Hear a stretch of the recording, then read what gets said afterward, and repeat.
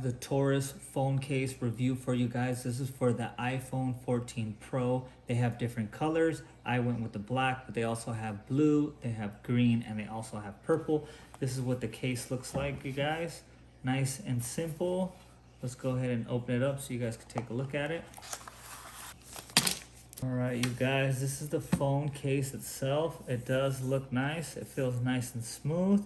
I believe it's silicone siding over here, and then it's some kind of hard plastic over here on this side. So I do have the space black iPhone 14, so that's why I went with this one, kind of just keeping it nice and matching. And if you guys look, it does have that beveled edge, that lip right there, and it's going to protect the lenses right here. Of course, it has the cutout right here, and it has the volume buttons.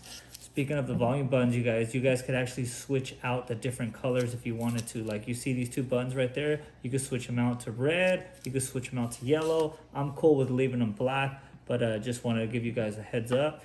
You guys, we have the whole cutouts right here. I'm gonna be putting the phone in. I just want to show you guys what the case looks like right before. We got the two holes right there, and then this is what the inside looks like right here. It's nice and sturdy.